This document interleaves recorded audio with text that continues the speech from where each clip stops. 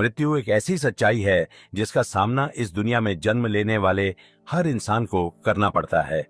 Bible में Romeo 5:12 हमें याद दिलाती है कि पाप के कारण मृत्यु इस संसार में आई और तब से यह हर इंसान के जीवन का हिस्सा बन गई। यह एक सच्चाई है जिससे हम भाग नहीं सकते। एक न एक दिन हमारा समय भी आएगा। लेकिन क्या आप जानते हैं, बाइबल में 3 ऐसे व्यक्ति थे जिन्होंने कभी मृत्यु का सामना नहीं किया। हाँ, 3 ऐसे लोग जिन्हें असाधारण तरीके से इस संसार से उठा लिया गया। ये लोग कौन थे? उनके जीवन में ऐसा क्या खास था कि उन्हें मृत्यु का सामना नहीं करना पड़ा? आइए हम इन अद्भुत कहानियों के पीछे छिपे सच को जानें और यह समझने की कोशिश करें कि उन्हें इतना अलग क्या बनाता है। ये एक ऐसी यात्रा है जिसे जानने के बाद शायद आप जीवन और मृत्यु को एक नए नजरिए से देख पाएंगे। पहला नाम हनोक। हनोक जो कभी मृत्यु का सामना नहीं कर पाए, बाइबल के सबसे अनोखे पात्रों में से एक है।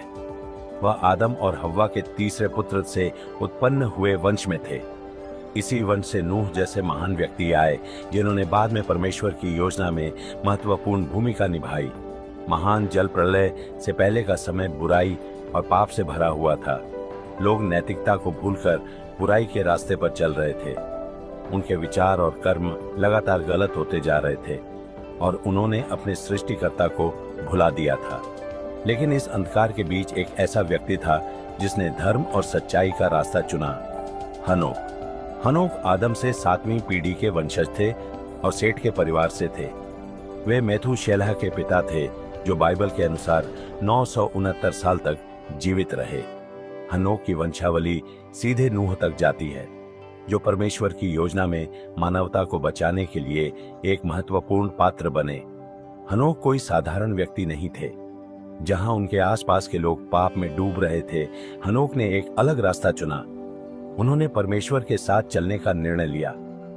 यह उनका विश्वास और समर्पण ही था जिसने उन्हें बाकी सभी से अलग बना दिया। उत्पत्ति 5:22-24 में लिखा है, हनोक परमेश्वर के साथ चलते रहे और फिर वह नहीं रहे क्योंकि परमेश्वर ने उन्हें अपने पास उठा लिया। यह दिखाता है कि हनोक का परमेश्वर के साथ चलना केवल नियमों को मानने या रीति रिवाजों का पालन करने तक सीमित नहीं था। यह उनके और परमेश्वर के बीच गहरा और व्यक्तिगत रिश्ता था।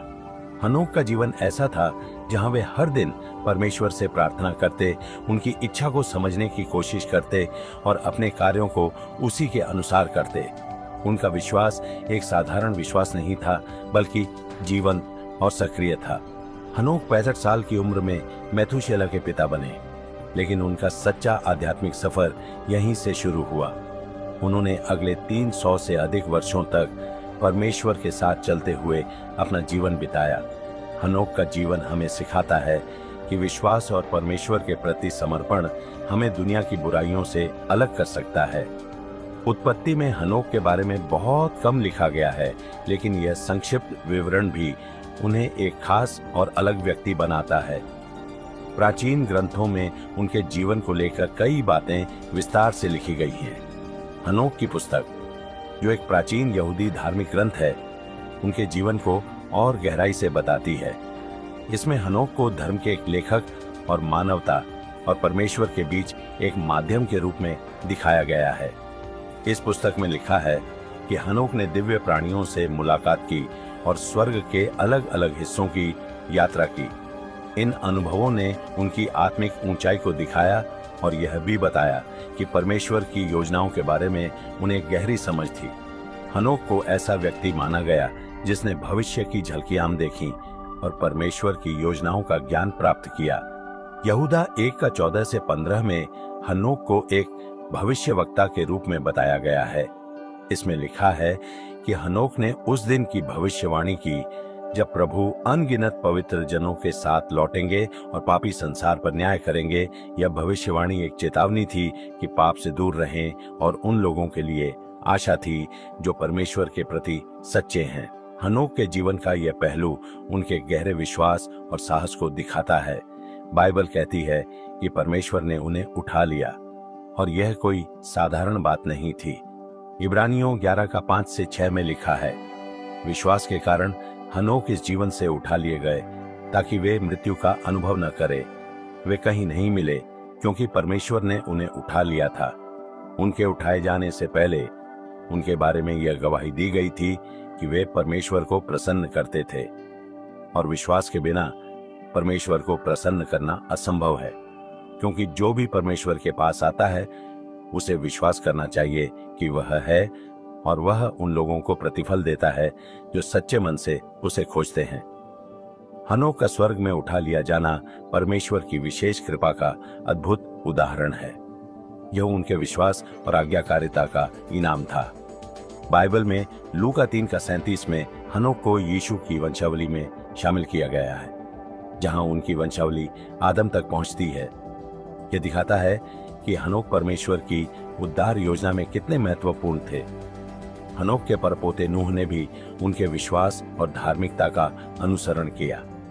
जब दुनिया पाप और बुराई से भर गई थी, नूह ने परमेश्वर की आज्ञा मानने का फैसला किया। एक छोटा बादल दिखाई दिया जो बारिश का संकेत था। परमेश्वर ने शीघ्र ही मूसलाधार बारिश बरसाई, जिससे सूखी भूमि हरी भरी हो गई। हालांकि इन चमत्कारों के बावजूद एलिय्याह को बड़ी परेशानियों का सामना करना पड़ा। रानी इजेबेल ने उसकी जान लेने की धमकी दी, जिससे डरकर वह जंगल में भाग गया। थकावट और निराशा से भरकर उसने परमेश्वर से अपनी मृत्यु की प्रार्थना की, लेकिन परमेश्वर ने स्वर्गदूत भेजा, जिसने उसे खाना और पानी दिया और उसकी ताकत को संजीवित किया। इसके बाद एलिय्याह माउंट होरेब की ओर गया, जहां उसने परमेश्वर की नरम और शांत आवाज में मार्गदर्शन पाया। परमेश्वर ने उसे नया उद्देश्य और भविष्य के लिए निर्देश दिए। एलिय्याह का पृथ्वी पर समय समाप्त होने वाला था, और परमेश्वर ने यह बात उसे पहले ही बता दी थी। उसने अपने उत्तराधिकारी एलीशा को चुना और भविष्यवक्ता का अपना चोगा उसे सौंपा। दोनों ने साथ में यात्रा की और यरदन नदी तक पहुंचे। एलिय्याह ने अपना चोगा नदी के पानी पर मारा, जिससे पानी अलग हो गया और वे सूखी भूमि पर पार कर गए। जैसे ही वे आगे बढ़े, आग का रथ और जलते हुए घोड़ों का एक झुंड प्रकट हुआ। फिर एक बवंडर के साथ परमेश्वर ने एलिय्याह को स्वर्ग में उठा लिया।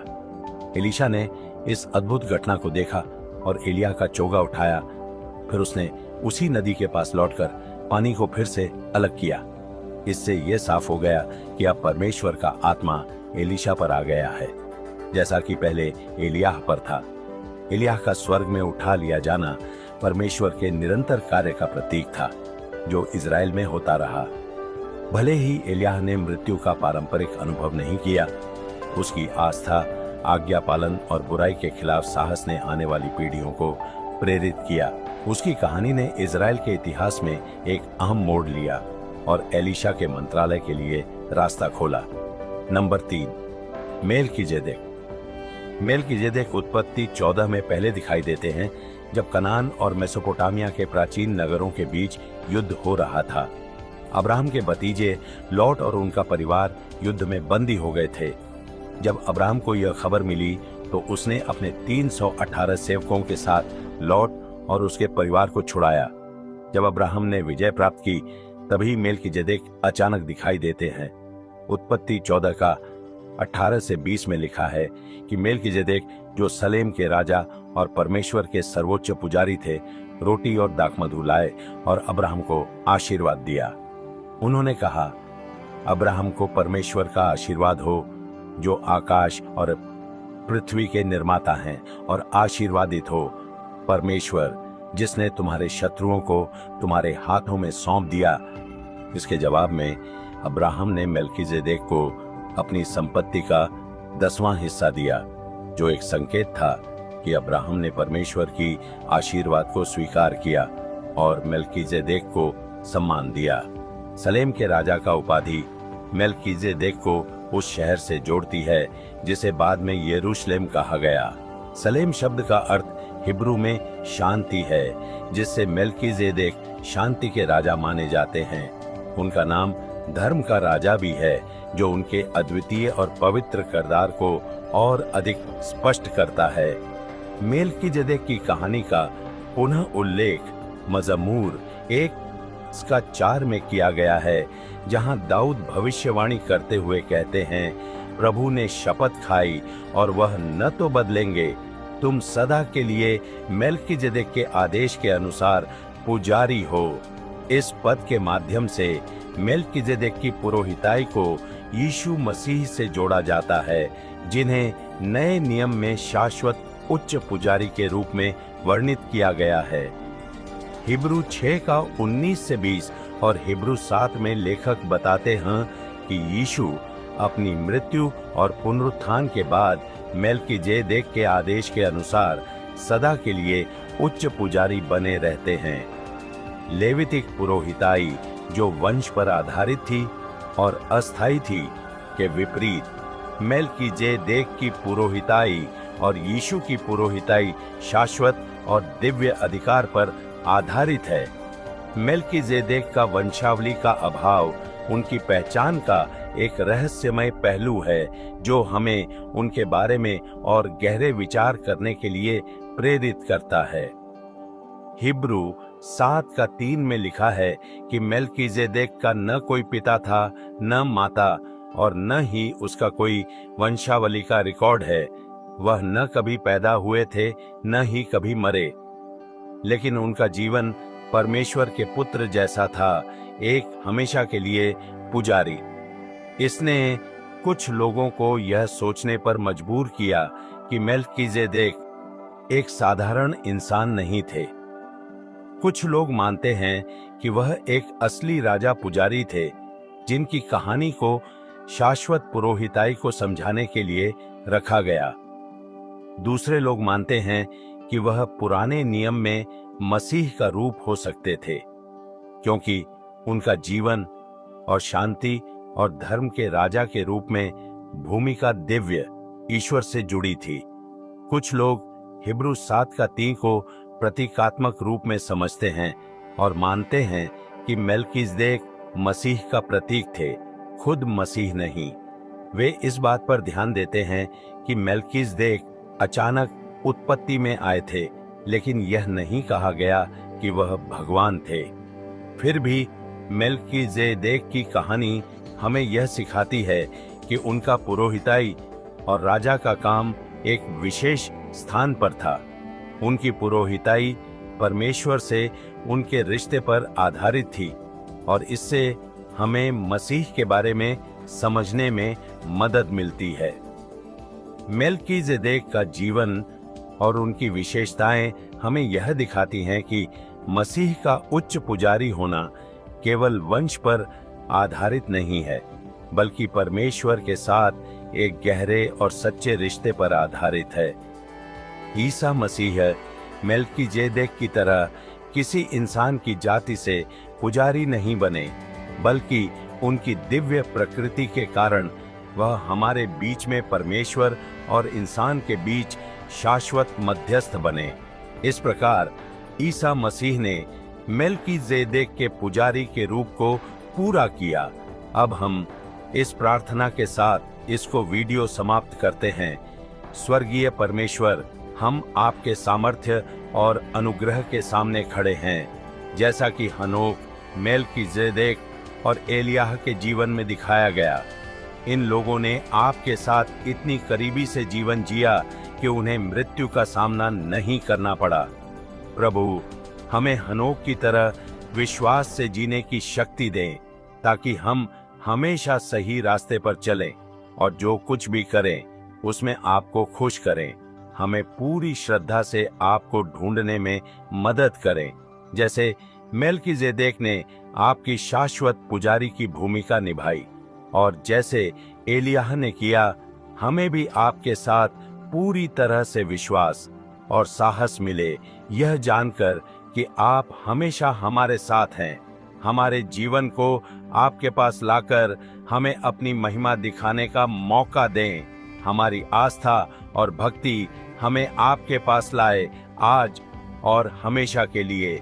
हम यीशु के नाम में प्रार्थना करते हैं, आमीन। अगर यह मैसेज आपके जीवन में ब्लेसिंग लाया है और आपके विश्वास को मजबूत किया है, तो इसे लाइक करें और इसे अपने दोस्तों और परिवार के साथ शेयर करें और मुझे कमेंट करके बताएं कि वीडियो कैसी लगी और ऐसे ही इंटरेस्टिंग कंटेंट के लिए चैनल को सब्सक्राइब करें ताकि कोई भी वीडियो आपसे ना छूटे। और स्क्रीन पर दिए गए किसी भी वीडियो पर क्लिक करके बाइबल के बारे में और जानें। परमेश्वर आपके दिन को आशीर्वादित और मार्गदर्शित करें। आमीन। जय मसीह की। जय यीशु।